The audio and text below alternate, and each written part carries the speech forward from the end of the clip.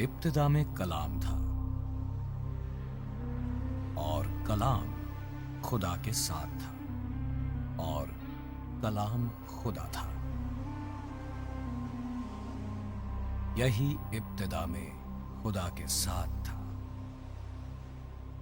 सब चीजें उसके वसीले से पैदा हुई और जो कुछ पैदा हुआ उसमें से कोई चीज भी उसके बगैर पैदा नहीं हुई। उसमें जिंदगी थी और वो जिंदगी आदमियों का नूर थी और नूर तारीकी में चमकता है और तारीकी ने उसे कबूल ना किया।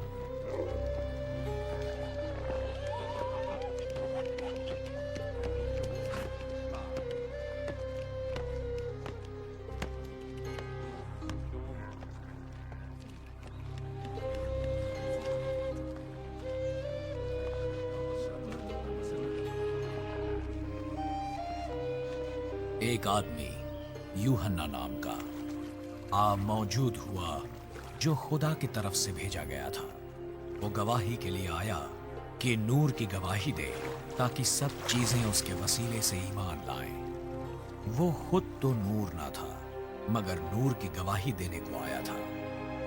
हकीकी नूर जो हर एक आदमी को रोशन करता है दुनिया में आने को था।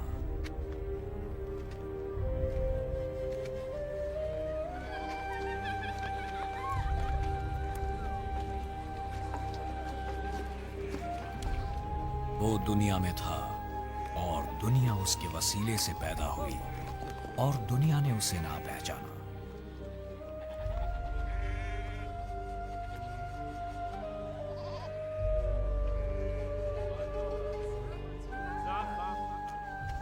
वो अपने घर आया और उसके अपनों ने उसे कबूल ना किया, लेकिन जितनों ने उसे कबूल किया उसने उन्हें खुदा के फर्जंद बनने का हक बख्शा, यानी उन्हें जो उसके नाम पर ईमान लाते हैं। वो न खून से न जिस्म की ख्वाहिश से न इंसान के इरादे से बल्कि खुदा से पैदा हुए।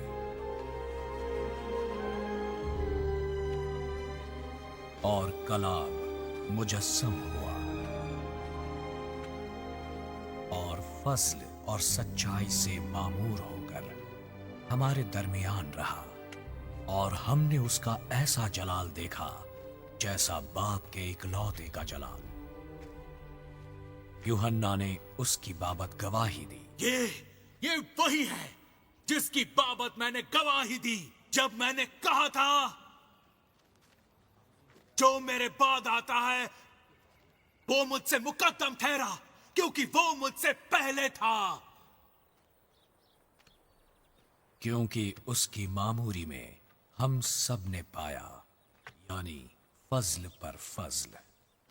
शरीयत तो मूसा की मारिफत दी गई मगर फज़्ल और सच्चाई यीशु मसीह की मारिफत पहुंची।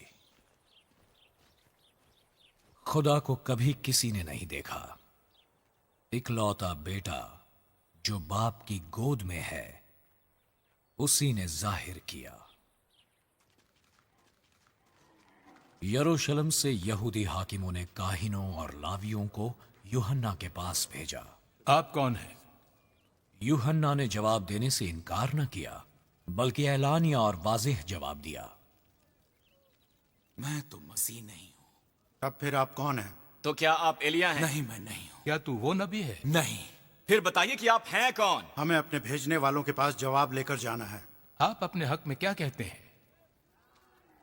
यूहन्ना ने यसीयाह के सहीफे में से जवाब दिया, मैं बियाबान में एक पुकारने वाले की आवाज हूं, खुदावंद की राह को सीधा करो।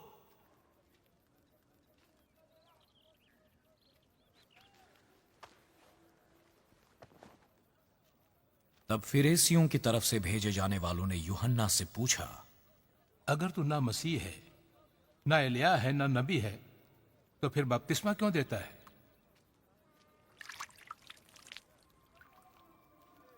मैं पानी से बपतिस्मा देता हूं,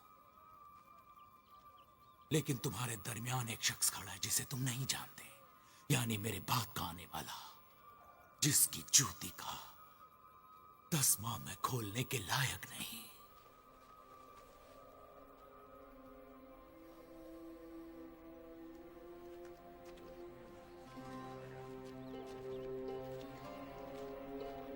ये बातें यर्दन के पार बैत एनियाह वाक़े हुई, जहां यूहन्ना बपतिस्मा देता था।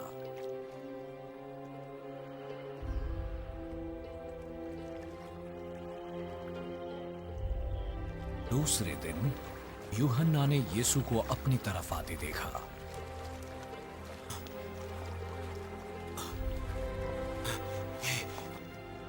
खुदा का बड़ा है जो दुनिया का गुनाह उठा ले जाता है।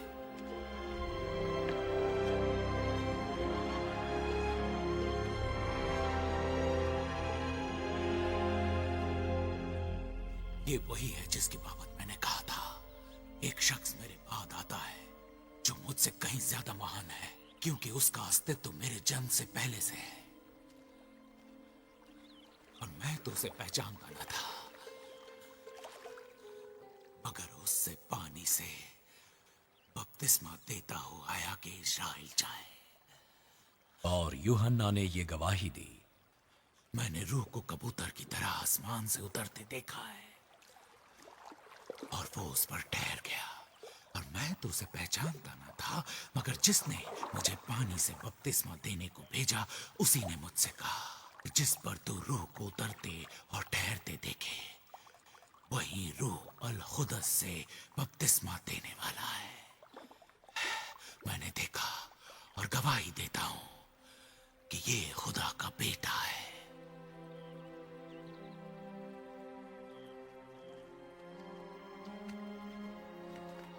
दूसरे दिन फिर यूहन्ना अपने 2 शागिर्दों के साथ वहां खड़ा था। जब उसने यीशु को जाते देखा, ये खुदा का बड़ा है। दोनों शागिर्द उसको ये कहते सुनकर यीशु के पीछे हो लिए।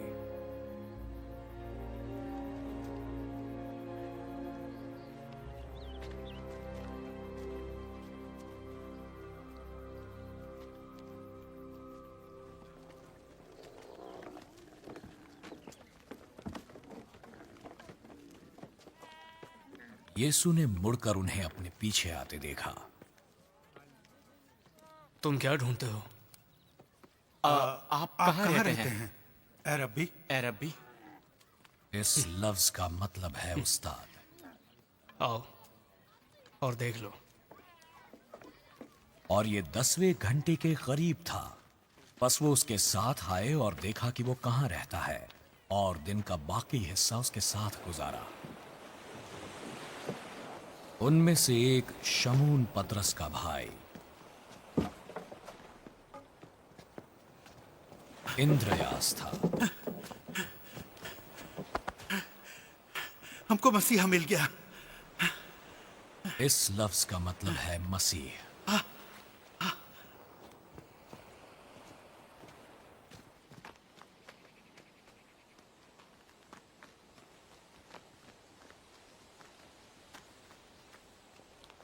तब वो शमून को मसीह के पास ले गया।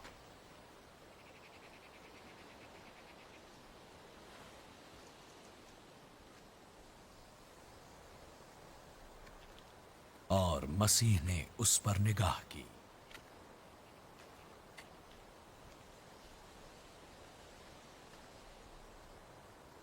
तू यूहन्ना का बेटा शमून है, लेकिन तू कैफा कहलाएगा। कैफा और पतरस का मतलब एक ही है, यानी चट्टान।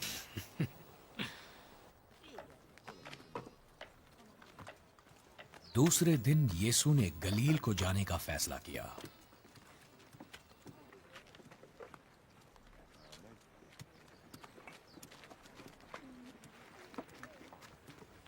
उसने फिलिपुस को पाया और उससे कहा, मेरे पीछे हो ले। फिलिपुस इंद्रयास और पतरस के शहर बैत सैदा का रहने वाला था।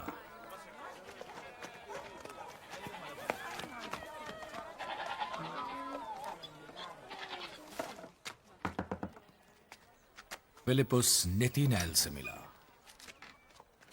हमें वो मिल गया जिसका जिक्र मूसा ने तौरेत में किया है और जिसके बारे में नबियों ने भी लिखा है। वो यीशु है, यूसुफ का बेटा, जो नासरी से है। क्या नसीरत से कोई अच्छी चीज निकल सकती है? आप ही चल के देखिए।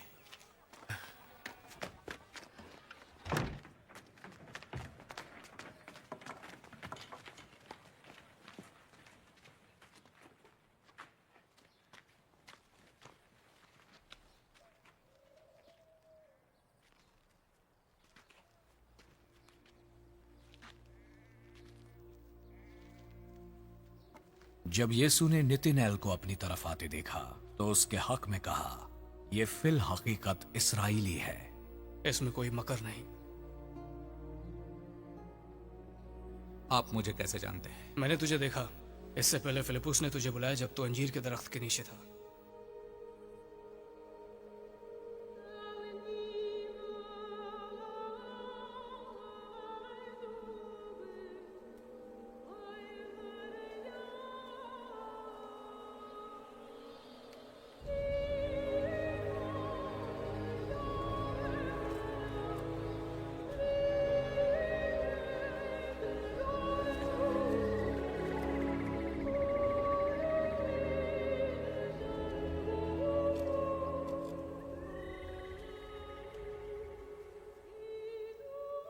ए रब्बी, तू खुदा का बेटा है, तू इस्राएल का बादशाह है। क्योंकि मैंने तुझसे कहा कि तुझको अंजीर के दरख्त के नीचे देखा, क्या तू इसीलिए ईमान लाया? तू उनसे भी बड़े बड़े माजरे देखेगा। तू आसमान को खुला और खुदा के फरिश्तों को ऊपर जाते और इब्ने आदम पर उतरते हुए देखेगा। 2 दिन बाद खानाए गलील में एक शादी थी।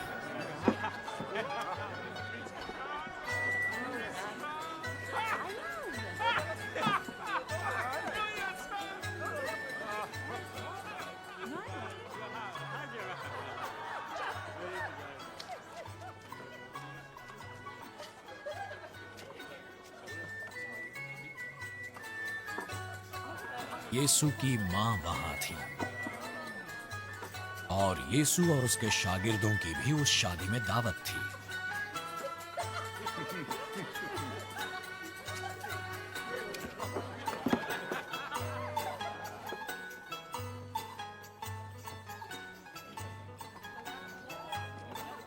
और जब मैं हो चुकी तो यीशु की मां ने उससे कहा, इनके पास मैं नहीं रही।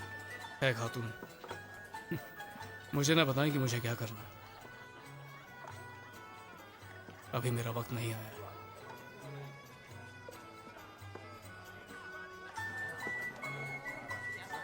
जो कुछ तुमसे कहे वो करो।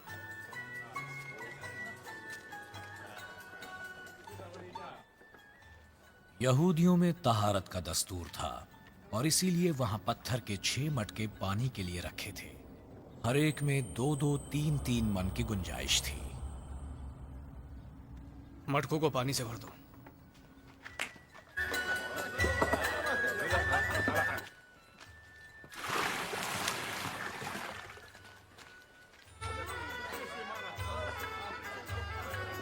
उन्होंने उनको लबालब भर दिया। अब निकाल कर कुछ मीरे मजलिस के पास ले जाओ।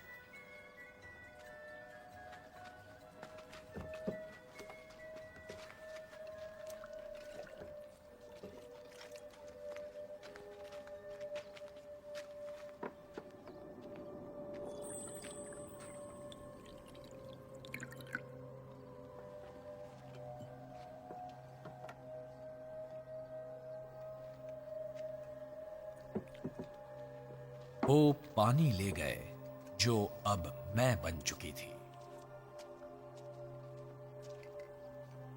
वो नहीं जानता था कि वो कहां से आई है, मगर खुदा जिन्होंने पानी भरा था जानते थे। सो उसने दूल्हा को बुलाया। हर शख्स पहले अच्छे में पेश करता है और नाकिस उस वक्त जब पीकर छक गए, मगर तूने अच्छी मैं अब तक रख छोड़ी है।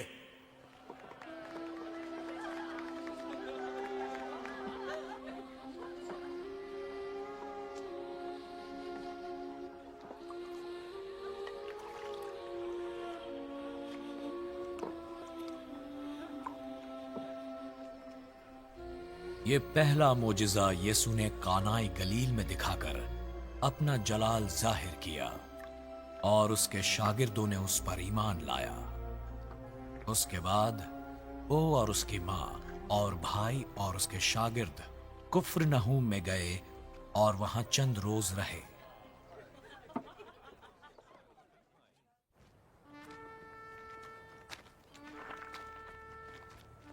यहूदियों की ईद फसह नजदीक थी, इसलिए यीशु यरूशलेम को गया।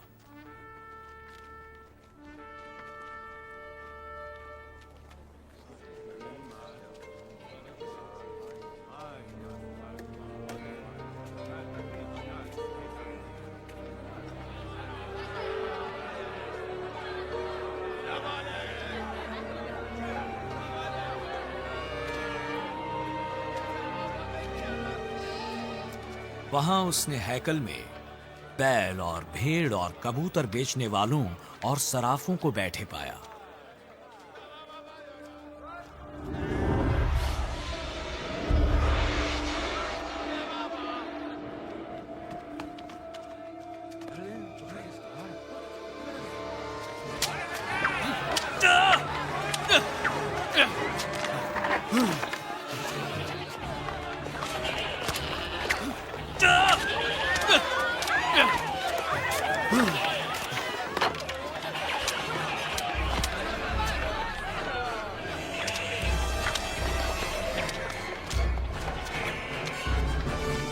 बस उसने रस्सियों का कोड़ा बनाकर सबको यानी भेड़ों और बैलों को हैकल से निकाल दिया।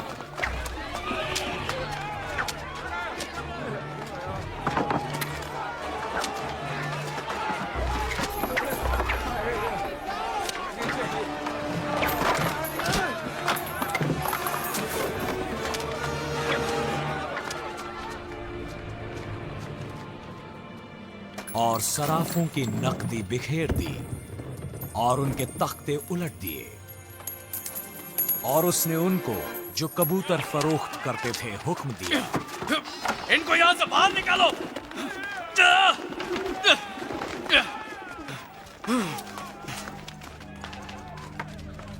मेरे बाप के घर को तिजारत का घर ना बनाओ। उसके शागिर्दों को याद आया कि लिखा है कि तेरे घर की गैरत मुझे खा जाएगी। यहूदी हाकिम ने इस पर उससे सवाल किया, तू जो इन कामों को करता है हमें कौन सा निशान दिखाता है जो हम यकीन करें? इस मुकद्दस घर को ढा दो तो मैं इसे 3 दिन में दोबारा खड़ा कर दूंगा। क्या तू इसे 3 दिन में दोबारा खड़ा कर देगा? 46 बरस में ये मुकद्दस हैकल बना है। मगर उसने अपने जिस्म के मुकद्दस की बाबत कहा था।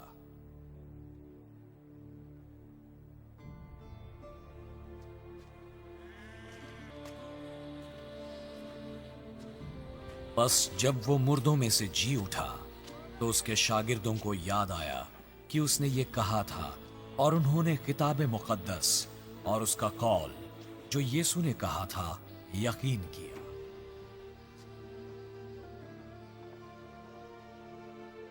जब यीशु यरूशलेम में फसह के वक्त ईद में था तो बहुत से लोग उन मोजिज़ों को देखकर जो वो दिखाता था उसके नाम पर ईमान लाए, लेकिन यीशु अपनी निस्बत उन पर एतबार न करता था, इसलिए कि वो सबको जानता था और उसकी हाजत न रखता था कि कोई इंसान के हक में गवाही दे, क्योंकि वो आप जानता था कि इंसान के दिल में क्या क्या है। फरीसियों में उसे एक शख्स निकोडेमस नामी यहूदियों का सरदार था। एक रात वो यीशु के पास आया। ए रब्बी, हम जानते हैं कि तू खुदा की तरफ से उस्ताद होकर आया है। जो मोजिज़े तू दिखाता है कोई शख्स नहीं दिखा सकता जब तक खुदा उसके साथ ना हो। मैं तुझसे सच कहता हूं कि जब तक कोई नए सिरे से पैदा ना हो वो खुदा की बादशाही को नहीं देख सकता।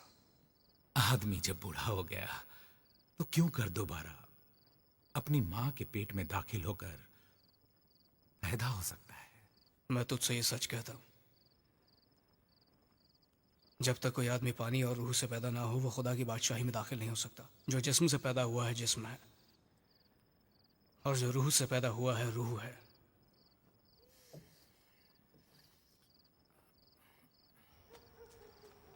ताज्जुब ना कर, मैंने तुझसे कहा तुम्हें नए सिरे से पैदा होना जरूर है।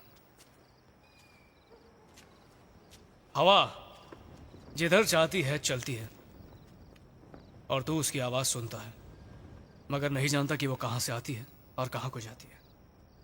जो कोई रूह से पैदा हुआ ऐसा ही है। ऐसा क्यों कर हो सकता है? तू बनी इज़राइल का एक अजीम उस्ताद है, और क्या तू उन बातों को नहीं जानता? मैं तुझसे सच कहता हूं,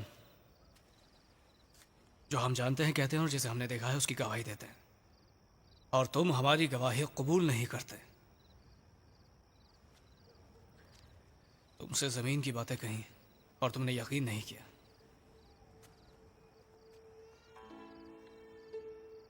तो अगर मैं तुमसे आसमान की बातें कहूं तो क्यों कर यकीन करोगे?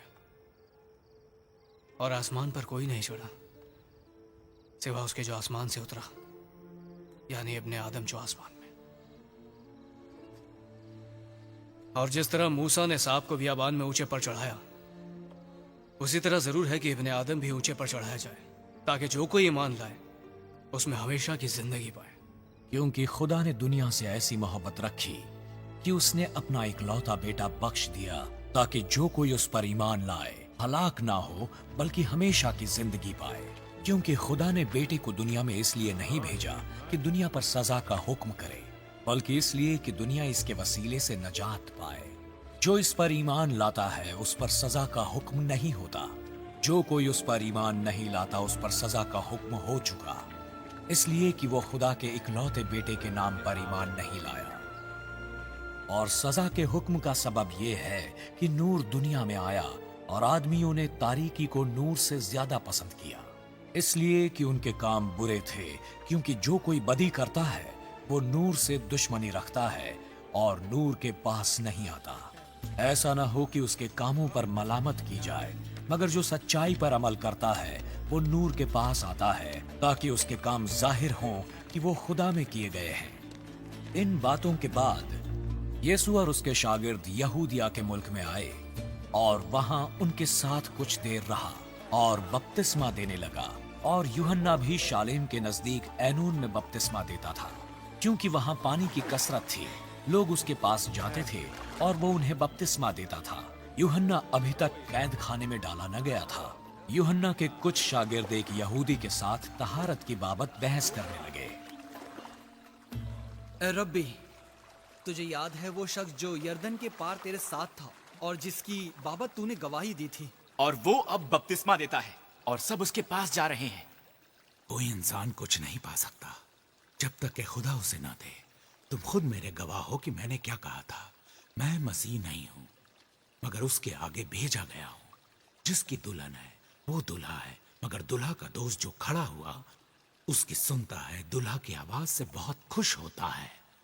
पर मेरी ये खुशी पूरी हो गई है। जरूरी है कि वो बढ़े और मैं घटूं।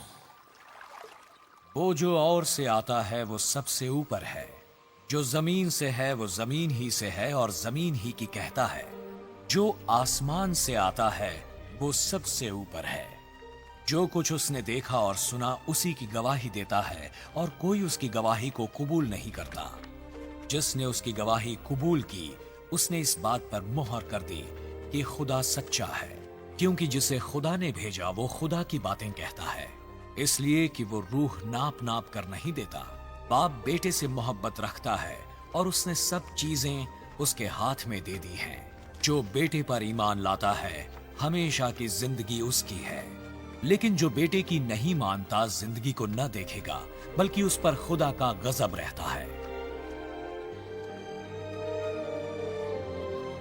फरीसियों ने सुना कि यीशु यूहन्ना से ज्यादा शागिर्द करता और बपतिस्मा देता है, जबकि यीशु आप किसी को बपतिस्मा नहीं देता था, लेकिन उसके शागिर्द देते थे। जब यीशु ने सुना कि क्या कहा जा रहा है तो उसने यहूदिया छोड़ा और गलील को चला गया, और उसको सामरिया से होकर जाना जरूर था। वो सामरिया के एक शहर तक आया जो सुखार कहलाता है। वो इस खित्ते के नजदीक है जो याकूब ने अपने बेटे यूसुफ को दिया था, और याकूब का कुआं वहीं था। और यीशु सफर से थका मांदा होकर इस कुएं पर बैठ गया। वो दोपहर का वक्त था।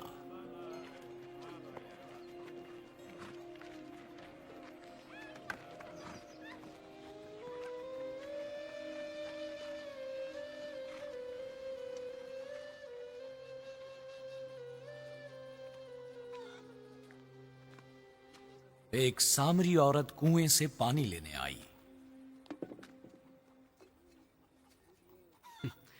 मुझे थोड़ा पानी पिला। उसके शागिर्द शहर खाना मोल लेने को गए थे।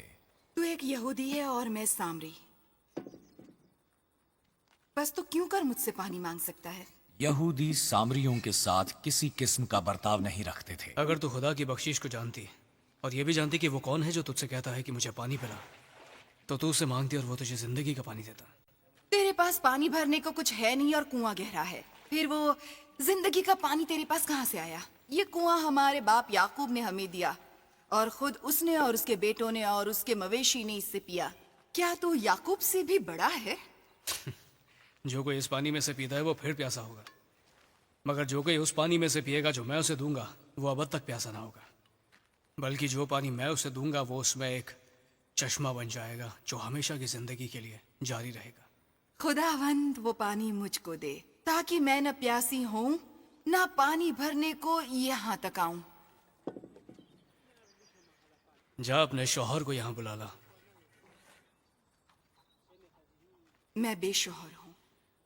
तू ठीक कहती है कि मैं बेशौहर हूं, क्योंकि तू 5 शौहर कर चुकी है और जिसके पास तू अब है वो तेरा शौहर नहीं है। ये तूने सच कहा। मुझे मालूम होता है कि तू कोई नबी है।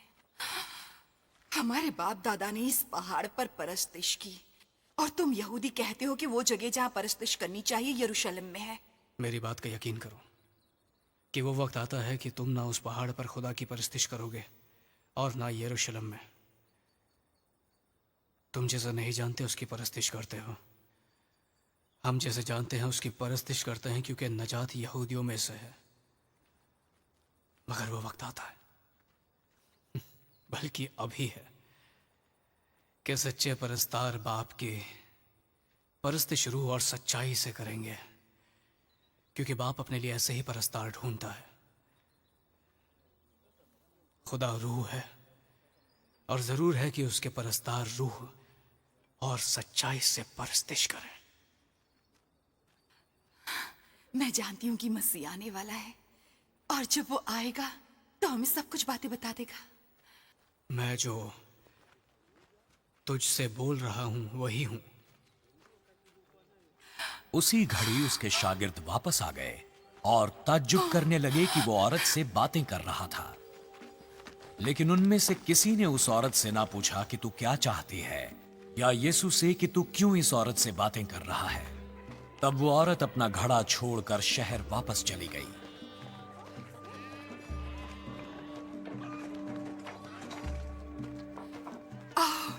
एक आदमी को देखो जिसने मेरे सब काम मुझे बता दिए। क्या मुमकिन है कि मसीह यही है? बस वो शहर से निकलकर यीशु के पास आए। इतने में उसके शागिर्द यीशु से दरख्वास्त करने लगे, ऐ खुदावंद कुछ खा लीजिए। लेकिन उसने जवाब दिया, मेरे पास खाने के लिए ऐसा खाना है जिसे तुम नहीं जानते। बस शागिर्द आपस में कहने लगे कि क्या कोई इसके लिए कुछ खाने को लाया है। मेरा खाना यह है कि अपने भेजने वाले की मर्जी के मुवाफिक अमल करूं और उसका काम पूरा करूं। क्या तुम नहीं कहते कि फसल आने में अभी 4 महीने बाकी हैं?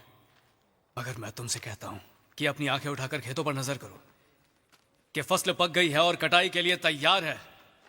काटने वाला मजदूरी पाता और हमेशा की जिंदगी के लिए फल जमा करता है, ताकि बोने वाला और काटने वाला दोनों मिलकर खुशी करें। क्योंकि इस पर यह मिसल सादिक आती है कि बोने वाला और है और काटने वाला और। मैंने तुम्हें वो खेत काटने के लिए भेजा जिस पर तुमने मेहनत नहीं की, औरों ने मेहनत की, और तुम उनकी मेहनत के फल में शरीक हुए। और इस शहर के बहुत से सामरी उस औरत के कहने से, जिसने गवाही दी कि इसने मेरे सब काम मुझे बता दिए, और उस पर ईमान लाए। बस जब सामरी उसके पास आए तो उससे दरख्वास्त करने लगे कि हमारे पास रह। चुनांचे वो 2 रोज वहां रहा। उसके कलाम के सबब से और भी बेहतरे ईमान लाए, और उन्होंने उस औरत से कहा कि अब हम तेरे कहने से ही ईमान नहीं लाए, क्योंकि हमने खुद सुन लिया और जानते हैं कि फिल हकीकत दुनिया का मुनज्जी है। 2 दिन वहां गुजारने के बाद यीशु वहां से रवाना होकर गलील को गया, क्योंकि यीशु ने खुद गवाही दी कि नबी अपने वतन में इज्जत नहीं पाता।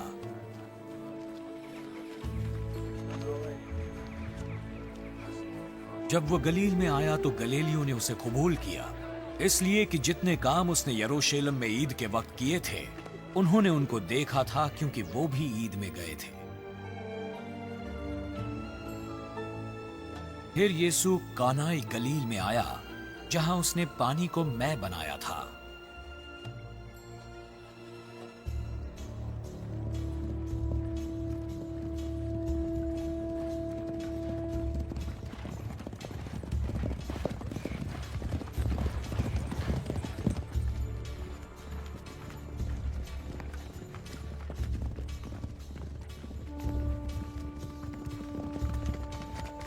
वहां बादशाह का एक मुलाजिम था जिसका बेटा कुफ्रनहूम में बीमार था।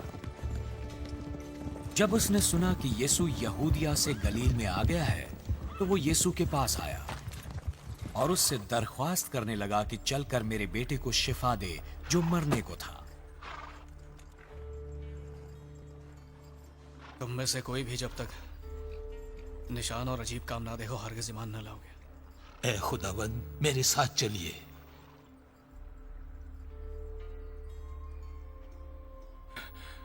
मेरे बच्चे के मरने से पहले जा,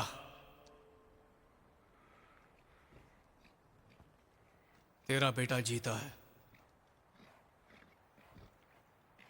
उस शख्स ने इस बात का यकीन किया जो यीशु ने उसे कही और चला गया।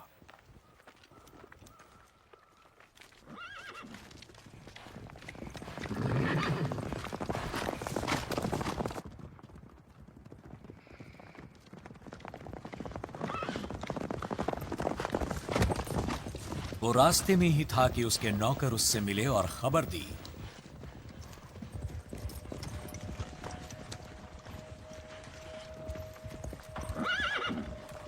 तुम्हारा बेटा जीता है। उसने उनसे पूछा कि उसे किस वक्त से आराम होने लगा था। कल 7वें घंटे के करीब उसकी तप उतर गई थी। बस बाप जान गया कि वही वक्त था जब यीशु ने उसे बताया था। तेरा बेटा जीता है।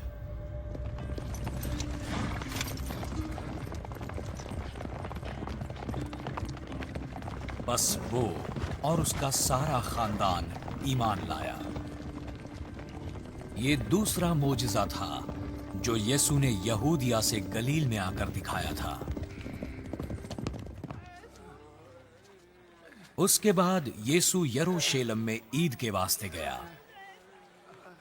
यरूशलेम में भीड़ दरवाजे के पास एक हौज है जो इब्रानी में बैत हसदा कहलाता है और उसके 5 बरामदे हैं।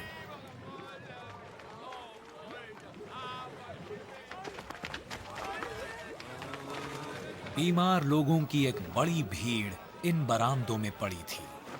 उनमें अंधे, लंगड़े और मफलूज भी थे।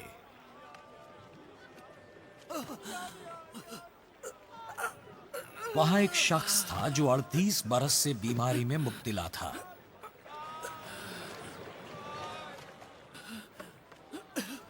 उसको यीशु ने पड़े देखा और जान गया कि वो बड़ी मुद्दत से बीमार है।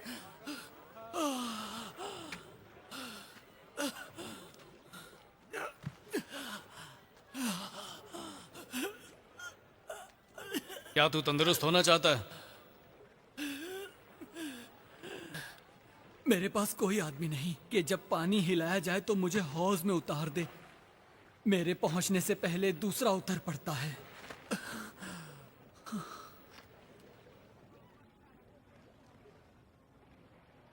उठ जा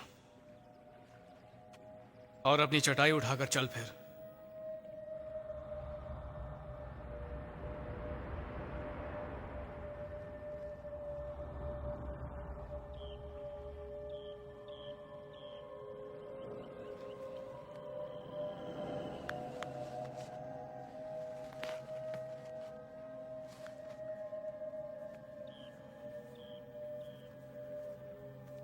वो शख्स फौरन तंदुरुस्त हो गया।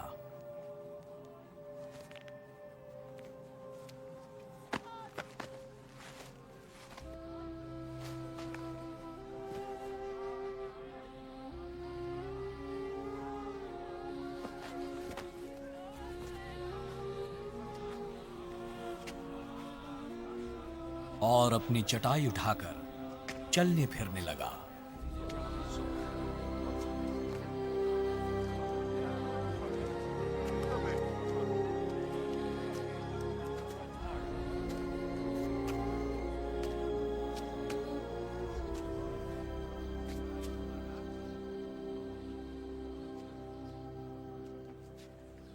जिस दिन ये हुआ वो सबत का दिन था। बस यहूदी उससे जिसने शिफा पाई थी कहने लगे, आज सबत का दिन है और तुझे चटाई उठाना रवा नहीं है। जिसने मुझे तंदुरुस्त किया उसने मुझसे कहा कि अपनी चटाई उठाकर चल फिर। वो कौन है जिसने तुझसे ये करने को कहा? लेकिन जिस शख्स ने शिफा पाई थी वो यीशु को नहीं जानता था, क्योंकि भीड़ के सबब से यीशु वहां से चला गया था। उसके बाद यीशु ने उसे हैकल में पाया। देख, तो तंदुरुस्त हो गया। फिर गुनाह ना करना, ऐसा ना हो कि तुझ पर इससे भी ज्यादा आफत आए।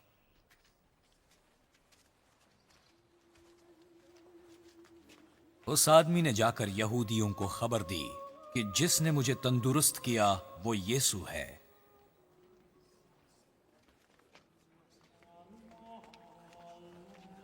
इसलिए यहूदी यीशु को सताने लगे, क्योंकि वो ऐसे काम सबत के दिन करता था।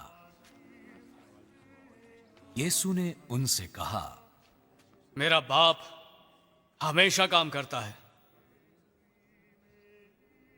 और मैं भी काम करता हूं। इस सबब से यहूदी और भी ज्यादा उसे कत्ल करने की कोशिश करने लगे कि वो न फक्त सबत का हुक्म तोड़ता बल्कि खुदा को खास अपना बाप कहकर अपने आप को खुदा के बराबर बनाता था।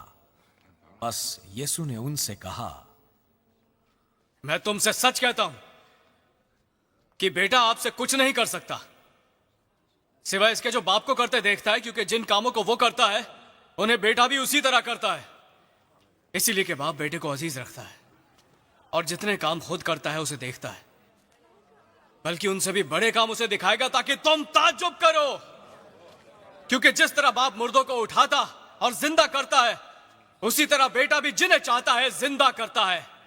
क्योंकि बाप किसी की अदालत भी नहीं करता, बल्कि उसने अदालत का सारा काम बेटे के सुपुर्द किया है, ताकि सब लोग बेटे की इज्जत करें जिस तरह बाप की इज्जत करते हैं। जो बेटे की इज्जत नहीं करता वो बाप की जिसने उसे भेजा इज्जत नहीं करता। मैं तुमसे सच कहता हूं कि जो मेरा कलाम सुनता है और मेरे भेजने वाले का यकीन करता है, हमेशा की जिंदगी उसकी है और उस पर सजा का हुक्म नहीं होता, बल्कि वो मौत से निकलकर जिंदगी में दाखिल हो गया है। मैं तुमसे सच कहता हूं कि वो वक्त आता है, बल्कि अभी है, कि मुर्दे खुदा के बेटे की आवाज सुनेंगे और जो सुनेंगे वो जिएंगे। क्योंकि जिस तरह बाप अपने आप में जिंदगी रखता है, उसी तरह उसने बेटे को भी यह बख्शा कि अपने आप में जिंदगी रखे, बल्कि उसे अदालत करने का भी इख्तियार बख्शा, इसलिए कि वो आदमजाद है। इससे ताजुब ना करो, क्योंकि वो वक्त आता है कि जितने कब्रों में हैं उसकी आवाज सुनकर निकलेंगे, जिन्होंने नेकी की है जिंदगी की कयामत के वास्ते, और जिन्होंने बदी की है सजा के कयामत के वास्ते।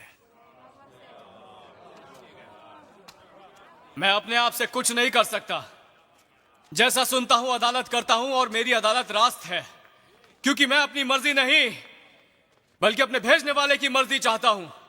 अगर मैं खुद अपनी गवाही दूं तो मेरी गवाही सच्ची नहीं है, एक और है जो मेरी गवाही देता है, और मैं जानता हूं मेरी गवाही जो देता है सच्ची है। तुमने यूहन्ना के पास पयाम भेजा और उसने सच्चाई की गवाही दी है, लेकिन मैं अपनी निस्बत इंसान की गवाही मंजूर नहीं करता, तो भी मैं ये बातें इसलिए कहता हूं कि तुम नजात पाओ। वो जलता और चमकता हुआ चिराग था और तुमको कुछ और अरसे तक उसकी रोशनी में खुश रहना मंजूर हुआ, लेकिन मेरे पास जो गवाही है वो यूहन्ना की गवाही से बड़ी है, क्योंकि जो काम बाप ने मुझे पूरे करने को दिए, यानी यही काम जो मैं करता हूं, वो मेरे गवाह हैं कि मेरे बाप ने ही मुझे भेजा है, और बाप जिसने मुझे भेजा है उसी ने मेरी गवाही दी है। तुमने ना कभी उसकी आवाज सुनी और ना उसकी सूरत देखी, और उसके कलाम को अपने दिलों में कायम नहीं रखते, क्योंकि जिसे उसने भेजा उसका यकीन नहीं करते। तुम किताबें मुकद्दस में ढूंढते हो क्योंकि समझते हो कि उसमें हमेशा की जिंदगी तुम्हें मिलती है, और ये वो है जो मेरी गवाही देती है। फिर भी तुम जिंदगी पाने के लिए मेरे पास आना नहीं चाहते। मैं आदमियों की इज्जत नहीं चाहता, लेकिन मैं तुमको जानता हूं कि तुम में खुदा की मोहब्बत नहीं है। मैं अपने बाप के नाम से आया हूं और तुम मुझे कबूल नहीं करते। अगर कोई और अपने ही नाम से आए तो उसे कबूल कर लोगे। तुम जो एक दूसरे से इज्जत चाहते हो, और वो इज्जत जो खुदाए वाहिद की तरफ से होती है, नहीं चाहते, क्यों कर ईमान ला सकते हो? ये ना समझो कि मैं बाप से तुम्हारी शिकायत करूंगा। तुम्हारी शिकायत करने वाला तो है यानी मूसा, जिस पर तुमने उम्मीद लगा रखी है। क्योंकि अगर तुम मूसा का यकीन करते हो तो मेरा भी यकीन करते हैं, इसलिए उसने मेरे हक में लिखा है। लेकिन जब तुम उसके नविश्तों का यकीन नहीं करते तो मेरी बातों का क्यों कर यकीन करोगे?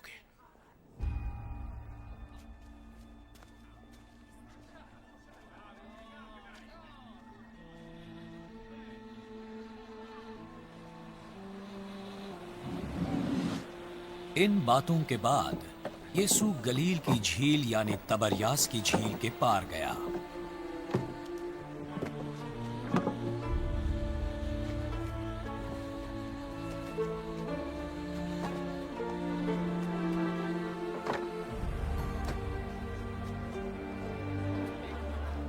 और बड़ी भीड़ उसके पीछे हो ली, क्योंकि जो मोजिज़े वो बीमारों पर करता था उनको वो देखते थे।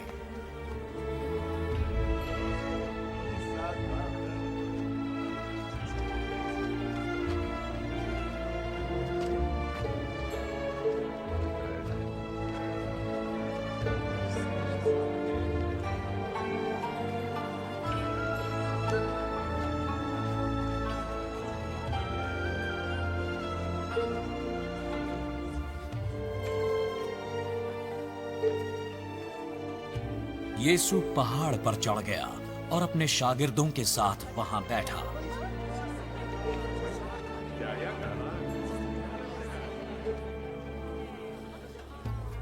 और यहूदियों की ईद फसह नजदीक थी। बस जब यीशु ने अपनी आंखें उठाकर देखा कि मेरे पास बड़ी भीड़ आ रही है,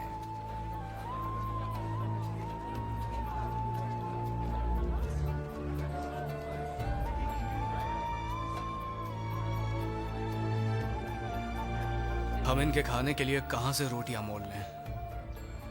उसने आजमाने के लिए फिलिपुस से ये कहा, क्योंकि वो आप जानता था कि मैं क्या करूंगा। 200 दिनार की रोटियां उनके लिए काफी ना होंगी कि हर एक को थोड़ी सी भी मिल जाए।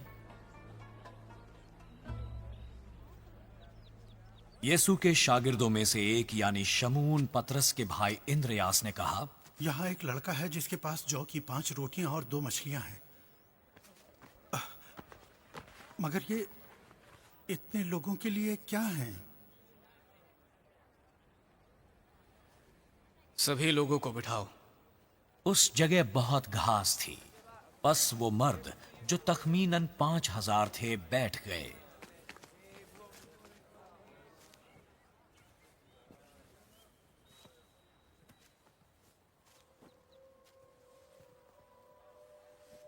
यीशु ने वो रोटियां ली और शुक्र करके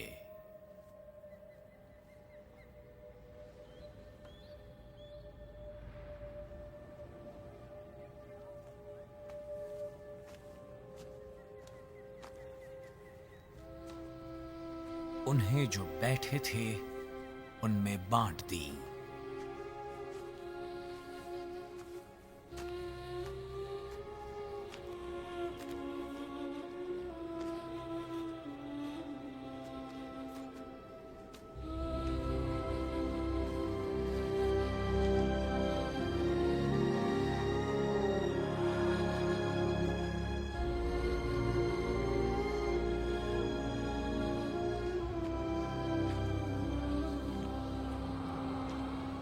उसी तरह मछलियों में से भी।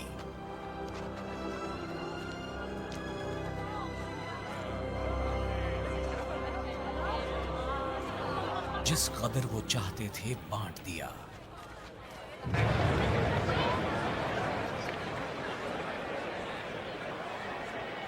जब वो सैर हो चुके तो यीशु ने अपने शागिर्दों से कहा, बचे हुए टुकड़ों को जमा करो ताकि कुछ जाया ना हो। शागिर्दों ने जमा किया और जो कि 5 रोटियों के टुकड़ों से जो खाने वालों से बच गए थे 12 टोकरियां भरी। बस जो मोजिजा उसने दिखाया वो लोग उसे देखकर कहने लगे, जो नबी दुनिया में आने वाला था फिल हकीकत यही है।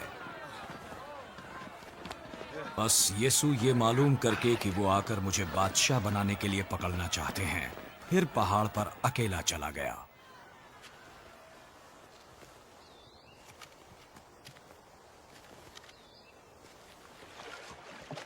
फिर जब शाम हुई तो उसके शागिर्द झील के किनारे गए और कश्ती में बैठकर झील के पार कुफ्रनहूम को चले गए।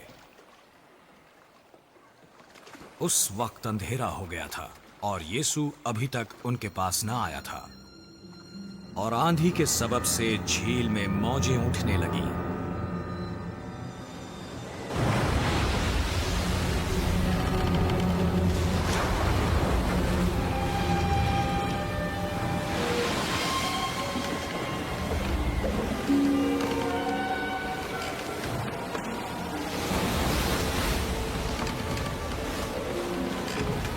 बस जब वो 3-4 मील के करीब निकल गए तो उन्होंने यीशु को झील पर चलते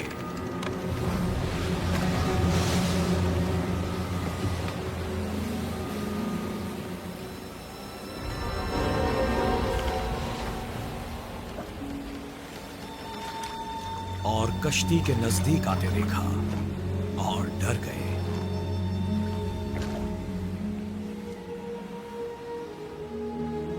बिल्कुल डरो मत, मैं हूं।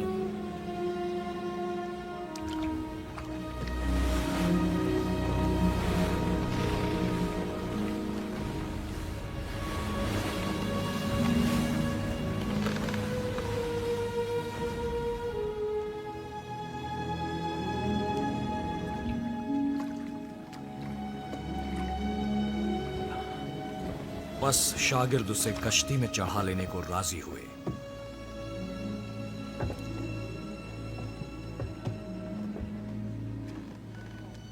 और फौरन वो कश्ती वहां पहुंची जहां उन्हें जाना था।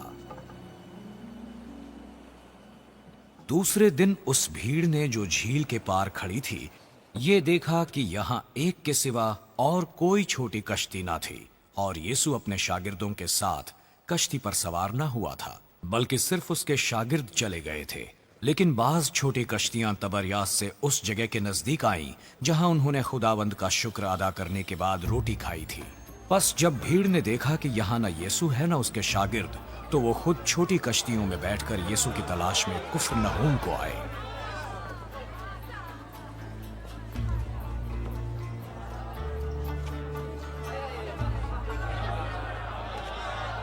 जब भीड़ ने यीशु को झील की दूसरी तरफ देखा तो कहा, ऐ रबी, तू यहां कब आया?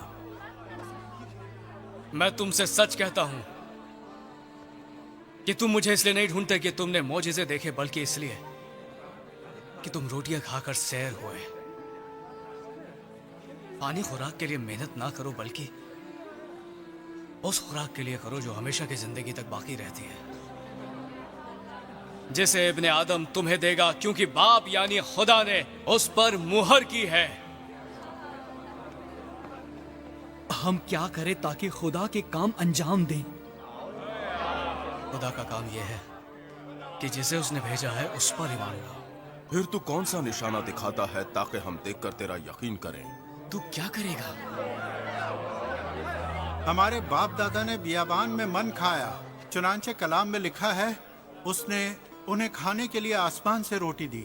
मैं तुमसे सच कहता हूं कि मूसा ने तो वो रोटी आसमान से तुम्हें न दी, लेकिन मेरा बाप तुम्हें आसमान से हकीकी रोटी देता है, क्योंकि खुदा की रोटी वो है जो आसमान से उतरकर दुनिया की जिंदगी बख्शती है। तू कौन सा काम करेगा? तू क्या काम करेगा? जिंदगी की रोटी मैं हूं। ऐ खुदावंद, जो मेरे पास आए वो हरगिज भूखा ना होगा, और जो मुझ पर ईमान लाए वो कभी भी प्यासा ना होगा। ये रोटी हमें हमेशा दिया करो, लेकिन मैंने तुमसे कहा कि तुमने मुझे देख लिया है, फिर भी ईमान नहीं लाए।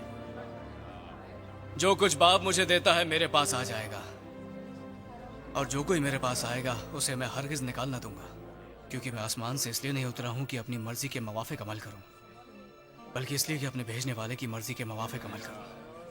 और मेरे भेजने वाले की मर्जी यह है कि जो कुछ मुझे उसने दिया है मैं उसमें से कुछ खो ना दूं, बल्कि उसे आखिरी दिन फिर से जिंदा करूं। क्योंकि मेरे बाप की मर्जी यह है कि जो कोई बेटे को देखे उस पर ईमान लाए, हमेशा की जिंदगी पाने, और मैं उसे आखिरी दिन फिर जिंदा करूं। बस यहूदी इस पर बड़बड़ाने लगे, इसलिए कि उसने कहा था कि जो रोटी आसमान से उतरी है वो मैं हूं। क्या ये यूसुफ का बेटा यीशु नहीं? बताइए, जिसके माँ बाप को हम जानते हैं, अब ये क्यों कर कहता है कि मैं आसमान से उतरा हूं?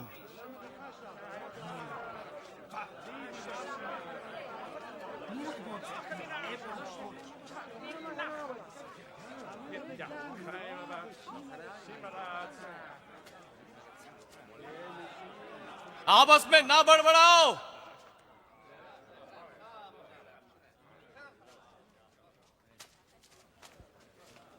क्योंकि कोई मेरे पास नहीं आ सकता जब तक बाप जिसने मुझे भेजा है उसे खींच ना ले, और मैं उसे आखिरी दिन फिर जिंदा करूंगा।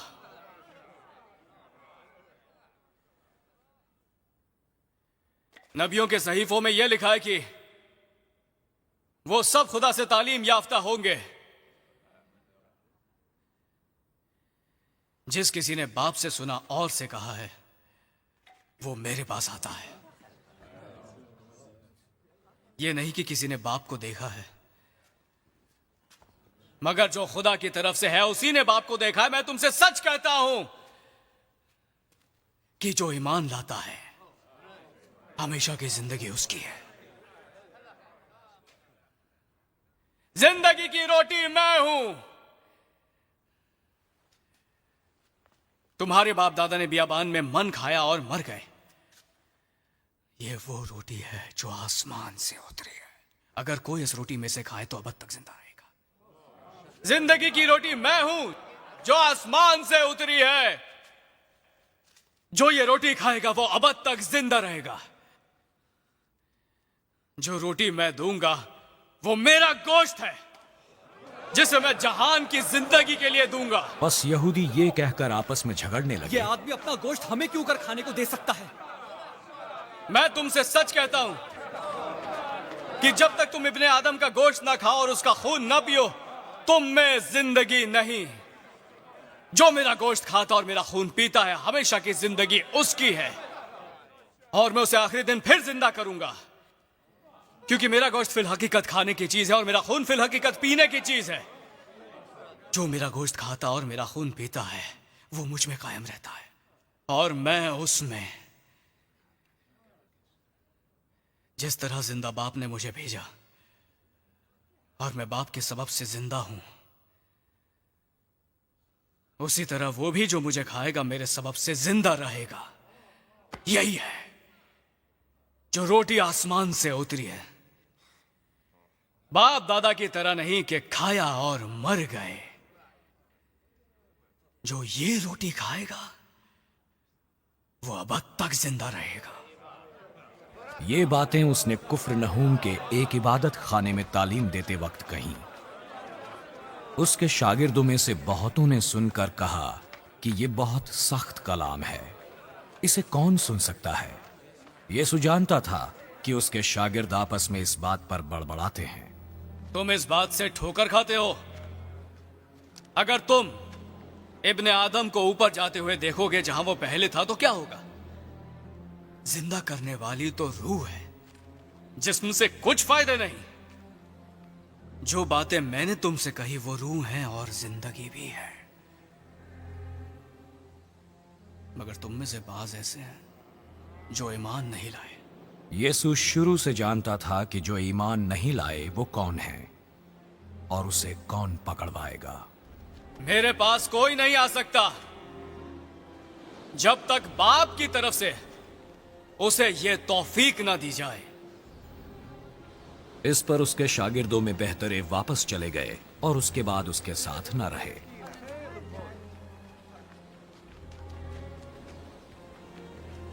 और तुम सब, क्या तुम भी चले जाना चाहते हो? ए खुदावन, हम किसके पास जाएं? हमेशा की जिंदगी की बातें तो तेरे ही पास है। हम ईमान लाए और जान गए कि खुदा का कुद्दुस तू ही है।